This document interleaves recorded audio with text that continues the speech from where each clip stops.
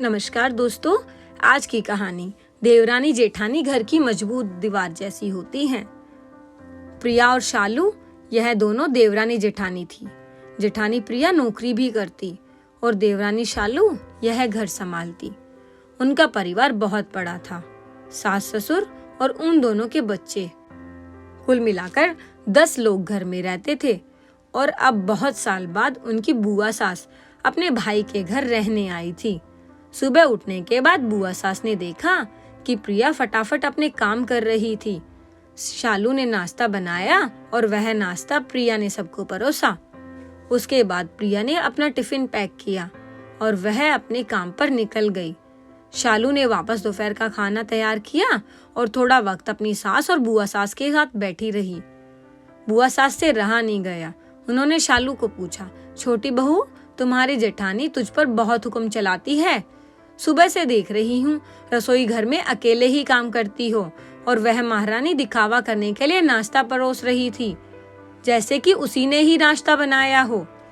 यह सुनने के बाद शालू ने बुआ सास की तरफ देखा और बोली, बुआ सास जी, ऐसा कुछ नहीं है। प्रिया दीदी बहुत अच्छी हैं। बुआ सास बोली, तुम बहुत भोली हो शालू, मुझे सब समझ में आता है। मेरे बाल धूप में सफेद नहीं हुए हैं। शालू से अब रहा नहीं गया। वह बोली, ऐसा नहीं है बुआ जी, आपको प्रिया दीदी ने सबको नाश्ता परोसा, वह दिखा, पर आपको यह नहीं दिखा कि दीदी ने मुझे जबरदस्ती सबसे पहले नाश्ता करने को दिया और चाय भी दी।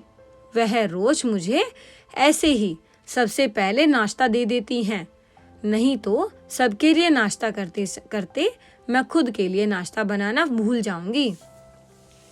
दीदी मेरी कितनी चिंता करती हैं। दीदी सुबह सबसे पहले जल्दी उठकर मंदिर साफ करती हैं, फूल सजाकर रखती हैं और मुझे उनके 1 घंटे बाद उठने के लिए कहती हैं। शाम को आते समय बाजार से वो सब्जी भी लेकर आती हैं, क्योंकि हमारे मिस्टर तो रात को देर से आते हैं और मम्मी जी को प्रिया दीदी ने बाजार में जाने से मना कर रखा है, क्योंकि अब उनकी उम्र 60 से ज्यादा हो गई है। बाजार में जाते समय उनको तकलीफ होगी, उनके पैर बहुत दुखेंगे। कभी उनको बाहर घूमने का मन हुआ तो प्रिया दीदी छुट्टी लेकर उनको घुमाने ले जाती हैं। और हाँ बुआ जी, दीदी रोज शाम को आने के बाद वह कितनी भी थकी हूँ तब भी मुझे खाना बनाने में मदद करती हैं। वह मेरी बड़ी जेठानी जरूर हैं, पर मुझे अपनी छोटी बहन ही समझती हैं और मैं उनको बड़ी बहन समझती हूँ। यह सब सुनकर बुआ सास एकदम चुप हो गई। उनकी चुगली शालू के आगे नहीं टिक पाई। शाम को प्रिया सब्जी की थैली शालू के पास देते हुए बोली, सब्जी के साथ तुम्हारे मनपसंद लेखक की किताब भी है उसमें। यह सुनकर शालू खुश हो गई। प्रिया को थैंक यू बोलकर सब्जी की थैली किचन में रखकर वह अपने रूम में चली गई। उतने में बुआ ने प्रिया को आवाज दी, बड़ी बहू जरा यहाँ आना। वह बोली, प्रिया तू इतनी मेहनत करके पैसे कमाती है और ऐसे फालतू में किताब खरीदी करके मुफ्त का खर्चा करती हो, वह भी अपनी छोटी देवरानी के लिए। वह ऐसे भी घर में बैठकर करती क्या है?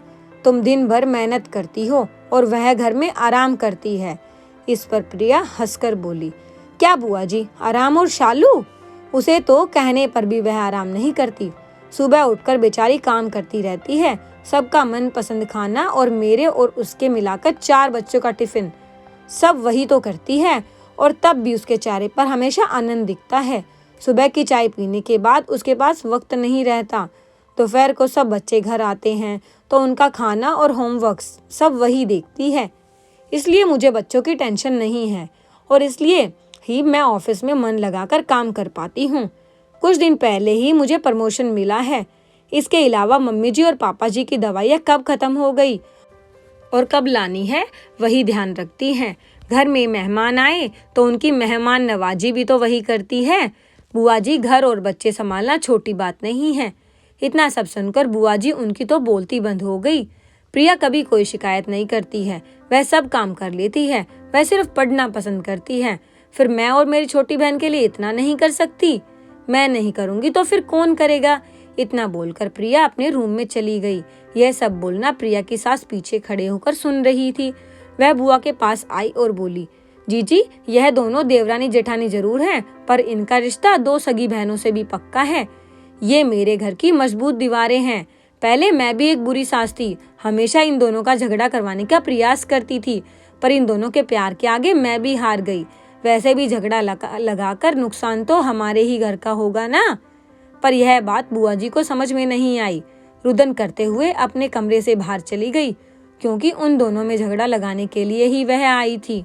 पर प्रिया और शालू, इनके जैसी 2 समझदार देवरानी जेठानी के बीच झगड़ा करवाना बहुत मुश्किल था।